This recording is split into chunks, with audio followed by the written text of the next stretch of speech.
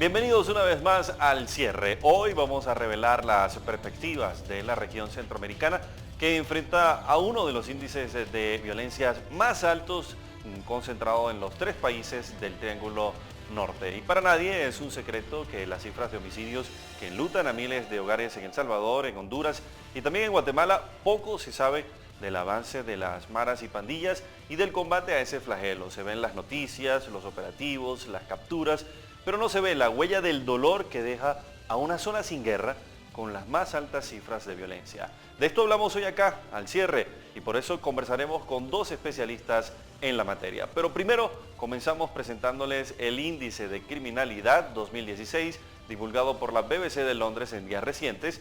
Se trata de una investigación del grupo británico Barry's Maplecroft y que es sin duda y sin ánimos de alarmar, son 6 los países de América Latina los que están dentro de la lista de los 13 países en el planeta con mayor índice de criminalidad. Allí lo ven.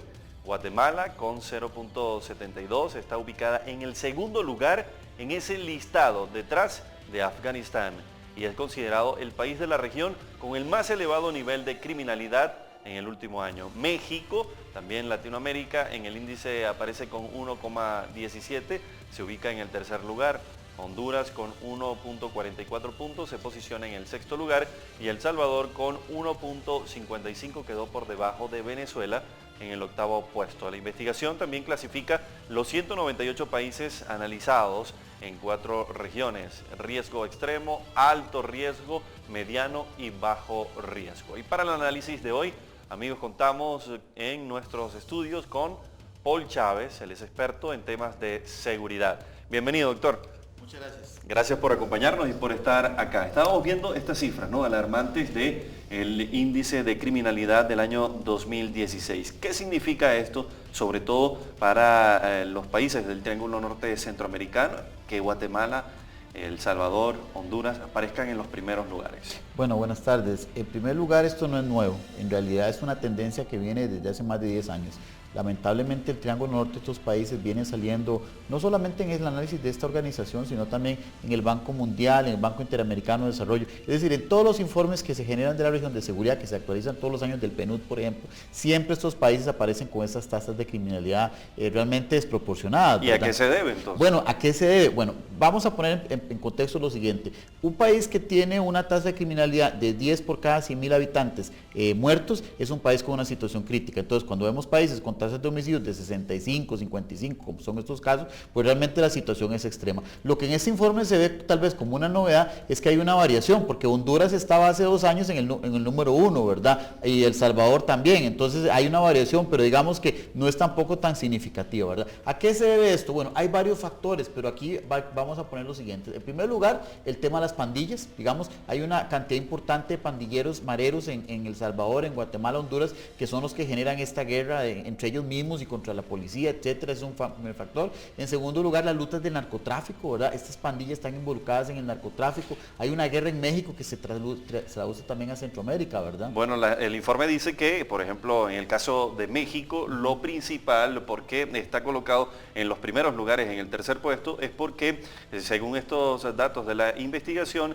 el narcotráfico es lo que vincula más, ¿no?, la criminalidad, correcto, lo que dispara más la criminalidad. En el caso, como lo explicaba, en el caso de Guatemala, entonces serían las maras y pandillas. Maras, sí, y también el narcotráfico y también el tema de México, porque aquí hay que rescatar algo. En México hay una organización emergente que se llama el Cartel Jalisco Nueva Generación, que a raíz de la captura del Chapo está intentando apoderarse del mercado. Y estas organizaciones no negocian para efecto de apoderarse de los mercados, matan a sus enemigos, ¿verdad? Entonces, esa es, digamos, la lucha interna en México entre los carteles por ver quién se queda con el mercado de la droga, genera un efecto a lo interno de México y a nivel de todo el resto de Centroamérica. Toda Centroamérica es afectada, inclusive Costa Rica no aparece en estos índices jamás de forma tan alta, pero también Costa Rica es afectada. Los índices de criminalidad en Costa Rica vienen subiendo en los últimos años también.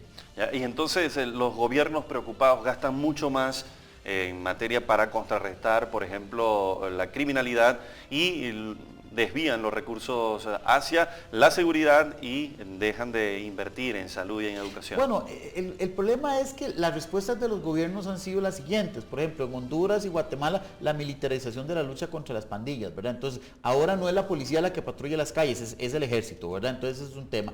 En el caso de El Salvador, por ejemplo, hubo una estrategia que aplicó un gobierno anterior que era negociar una tregua con los pandilleros. Este gobierno que entró dejó de lado totalmente eso. Entonces, otra vez volvió a la guerra y la mano dura contra las pandillas. Entonces, digamos, estos factores, la militarización, que no es una respuesta efectiva en ninguna parte del mundo, y también el tema de la mano dura, son los que han generado que el problema realmente no se resuelva en la misma forma. Aparte de eso, no hay estrategias de reinserción de los mareros, por ejemplo, no hay estrategias, digamos, de lucha contra la pobreza, que es el otro factor también. Estos tres países son de los países con más pobreza en la región, ¿verdad? Y más desigualdad. Entonces, al final de cuentas, esto origina un factor de México, la situación interna, y hay uno más también que hay que mencionar, que es el tema de Colombia. En Colombia están en el finiquito del tema de la paz. Bueno, ¿qué está haciendo la FARC en este momento? Están produciendo más cantidad de droga porque tienen que entregar los laboratorios. Eso está inundando los mercados de Centroamérica de droga. Entonces, eso termina ¿qué? En luchas entre los pandilleros, en luchas entre los mareros, en luchas entre las bandas de narcotráfico, y finalmente tenemos este resultado para toda la región.